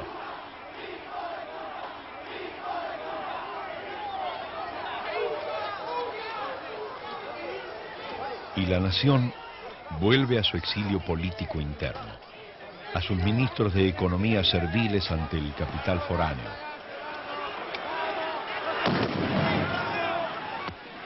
A sus fuerzas armadas de represión interna, a la ficción de los dueños del poder que nunca quieren mezclarse con los parientes pobres de América Latina y el tercer mundo, discriminándose de ellos con la misma arrogancia del imperio que los ha derrotado.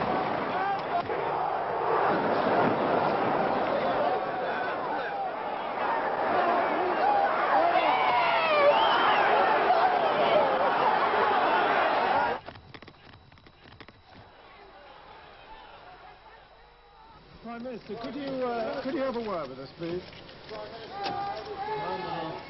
Prime Minister, we have a microphone here. Wonderful news. And it's Great Britain. Marvellous forces, every single one of them. It's just been everyone together. And that's what matters. We knew what we had to do. We knew what we had to do. And we went about it and did it. Do you think the ceasefire will hold, Prime Minister? I believe so. I believe so. There's still one or two things. Just listen to everyone. I must En Londres, la primer ministro saborea la victoria. Ha logrado salvar su gobierno. Y toda Inglaterra celebra ese triunfo que revive momentáneamente el viejo orgullo de pertenecer a una gran potencia imperial.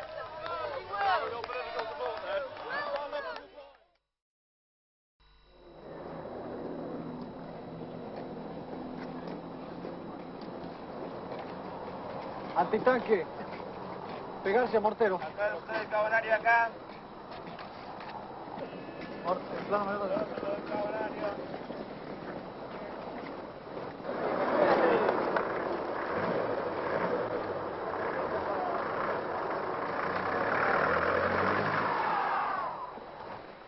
¡Arriba la cabeza!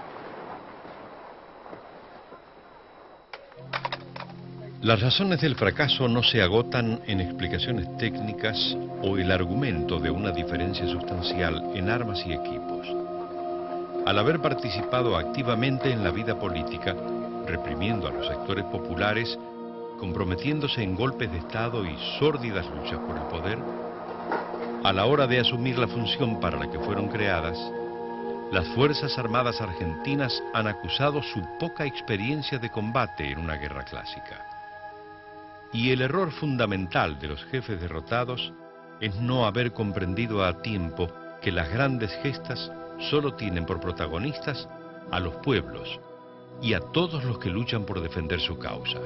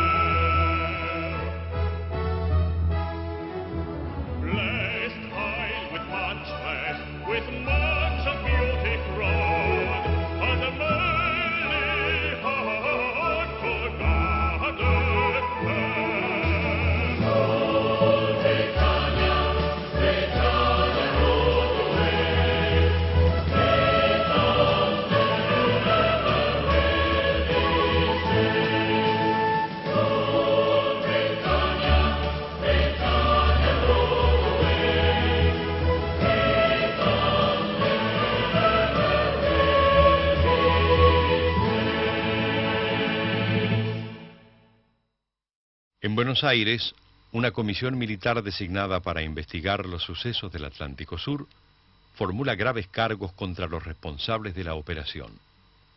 Una vez instalado el gobierno constitucional, el general Galtieri, el almirante Anaya y el brigadier Lamidoso son condenados por el Consejo Supremo de las Fuerzas Armadas a 12, 14 y 8 años de prisión, respectivamente. En el siguiente periodo presidencial le llegará el beneficio del indulto.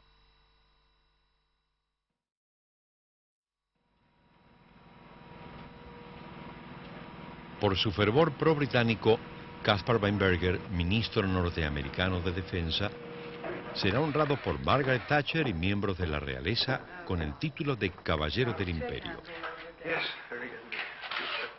Varios diputados conservadores censuran los reconocimientos que implícita o explícitamente han puesto al descubierto el carácter decisivo que tuvo la ayuda de Estados Unidos en el resultado final de la guerra, observando que, si bien esa circunstancia es conocida por todos, constituye un desatino el admitirlo públicamente.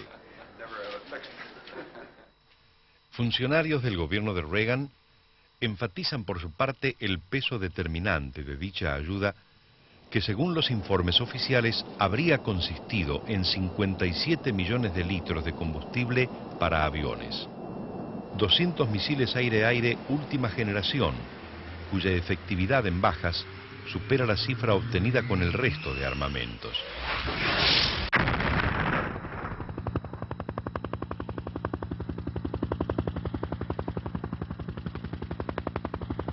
Sistemas de armas, materiales críticos, repuestos y municiones.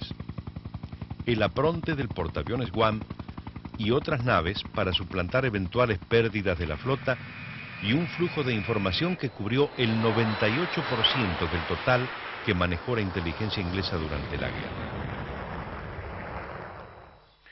Well, after the war began, there were a series of secret accords between Britain and Chile. There was agreement that there should be military supplies to Chile, some of them almost immediately, and that Britain would help soft pedal international anxiety about human rights abuses under Pinochet. What that meant in practical terms was that Britain would no longer support the annual motions condemning abuses in Chile, which happened for the first time in the autumn of 1982. And secondly, that it would say that in the special committee considering the appointment of a rapporteur to investigate abuses, that the continued reappointment of that rapporteur was not necessary. Again, Britain kept to its side of the agreement here, and it was only fortuitous that on the floor of the General Assembly the manoeuvre was spotted and Britain's position overcome. So the contribution of the United Kingdom to trying pulling away international attention from Chilean abuses as a result of the secret military pact was quite substantial. También Argentina ha recibido un significativo auxilio, tanto más valioso por provenir de países no ligados a ella por ningún compromiso previo, y con los que ha contraído una deuda de perdurable gratitud.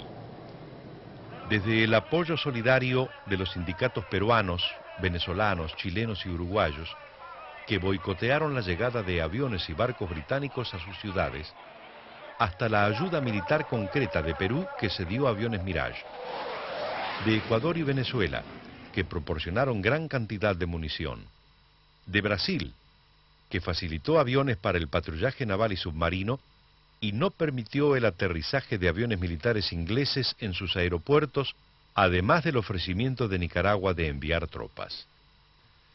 Una colaboración no divulgada es la de Libia, que suministró gratuitamente misiles tierra-aire y otros armamentos transportados en 5 Boeings que el gobierno argentino remitió especialmente.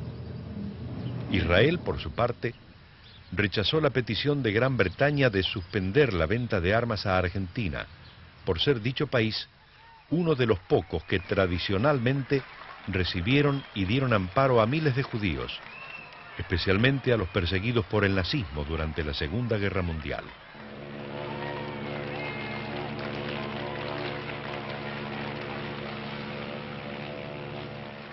En contraste con estas muestras de solidaridad externa, se comprueba posteriormente la traición de miembros de las Fuerzas Armadas y funcionarios argentinos que a lo largo del conflicto suministraron un constante flujo de información a la delegación de la CIA y a los agregados militares norteamericanos en Buenos Aires.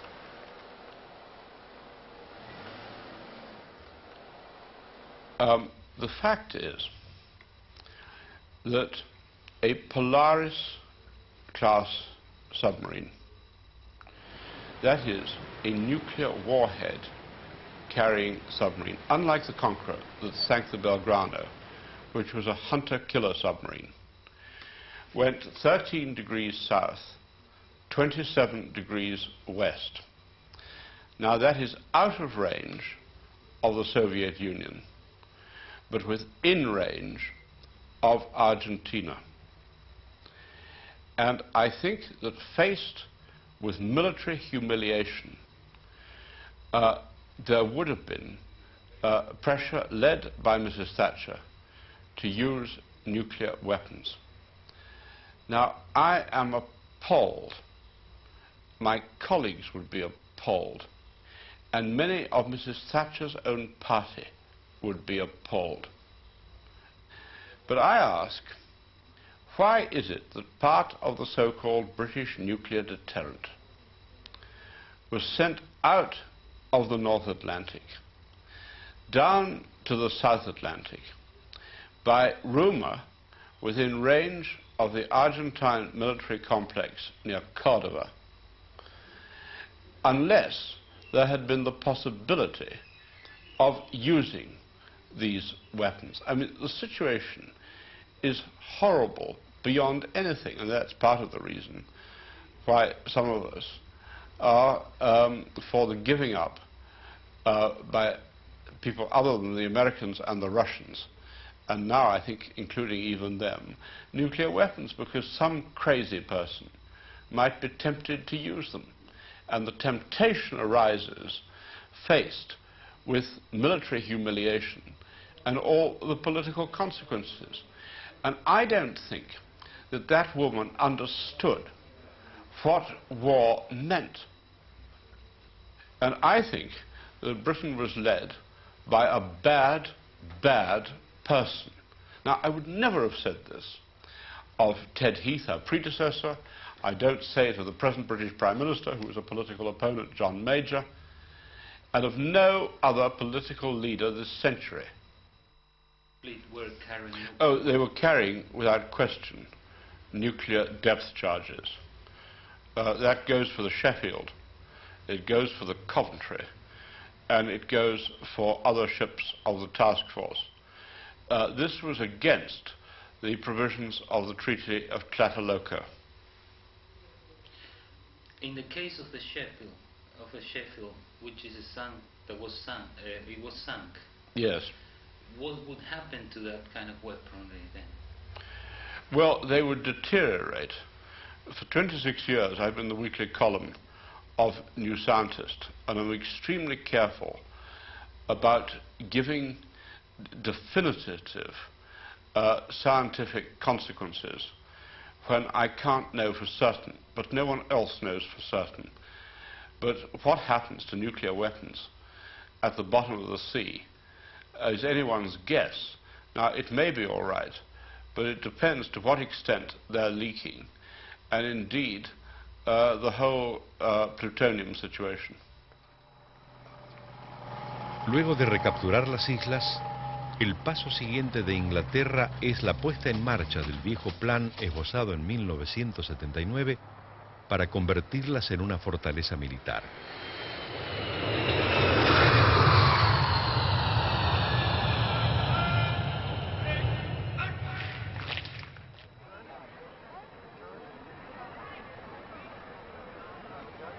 Al inaugurar el aeropuerto de Mount Pleasant, el príncipe Andrés señala que ahora Gran Bretaña está segura en el Atlántico Sur.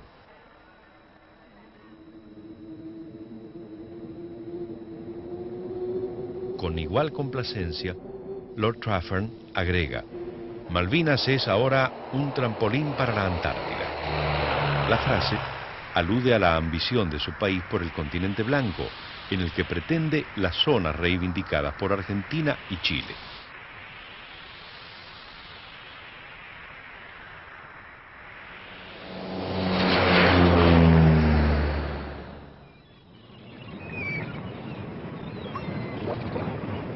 El botín de guerra es ampliado y el gobierno de Londres declara unilateralmente derechos sobre 200 millas en torno del archipiélago.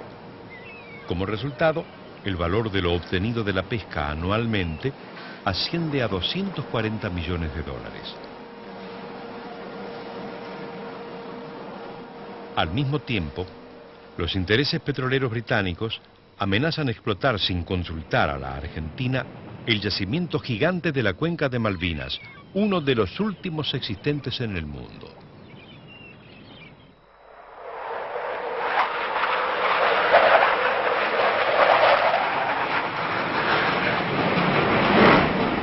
Mientras tanto, en Argentina, la ciudadanía continúa debatiéndose frente a las secuelas del conflicto.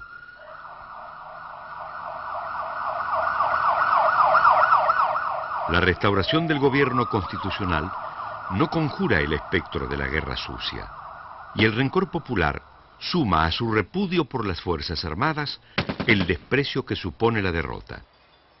El ejército sufre una profunda fractura entre la oficialidad joven y sus jefes, entre los que lucharon en las Malvinas y los que no estuvieron allí, que llevó a dos graves levantamientos, en 1987 y en 1990 respectivamente.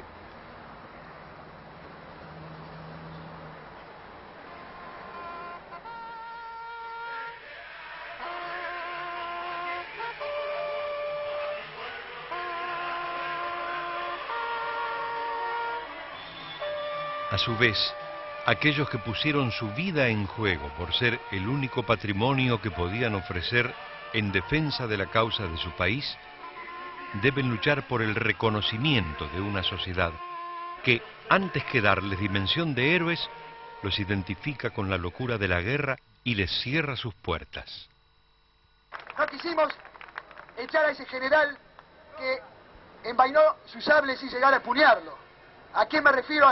A ese cobarde llamado General Menéndez.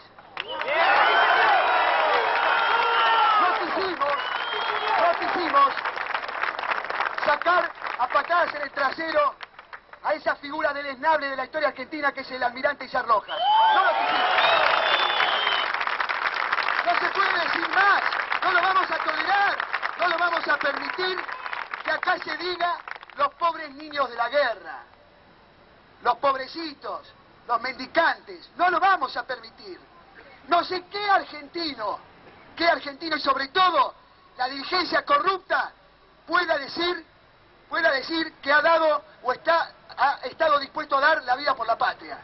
No sé dónde, no sé si en los despachos, no sé si en esos lugares donde se pergenian tratados que no tienen legitimidad en el corazón del pueblo argentino. No sé si ahí hay un gramo de heroicidad. No sé si cualquiera de esos hombres le llega a la suela de los zapatos al más humilde veterano de guerra.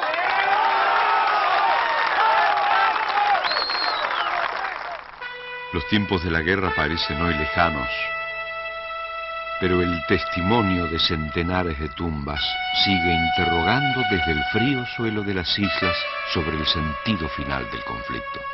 ¿Por qué se enfrentaron en una guerra Argentina e Inglaterra? Al concretarse el desembarco del 2 de abril, los argentinos celebraron ese paso como el primero de una reivindicación largamente anhelada.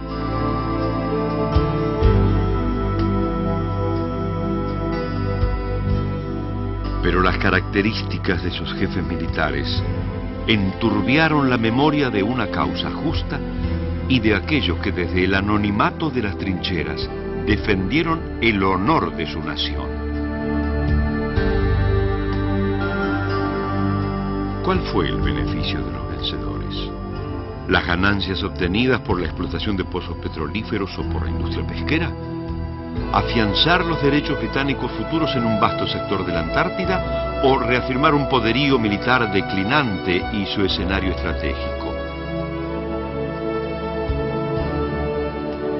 Defender el derecho de autodeterminación de 2.000 colonos discriminados durante 150 años como ciudadanos de segunda, o el resucitar viejos esplendores de un pueblo con vocación imperial y en decadencia.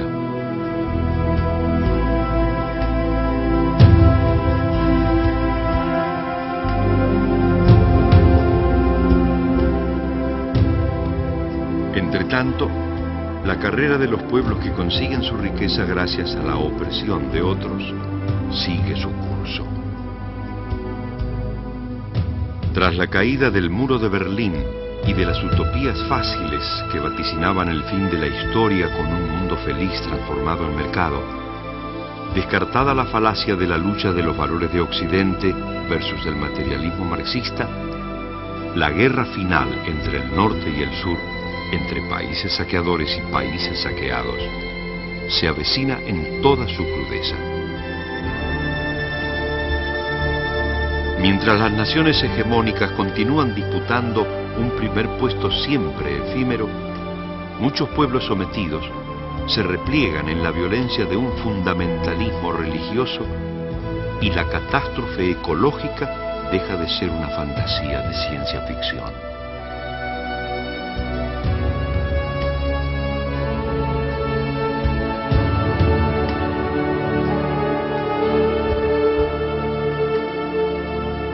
La inmolación de tantos soldados en Malvinas repite un saldo conocido. De un lado, la defensa humilde de una dignidad. Del otro, el costo inhumano del poder.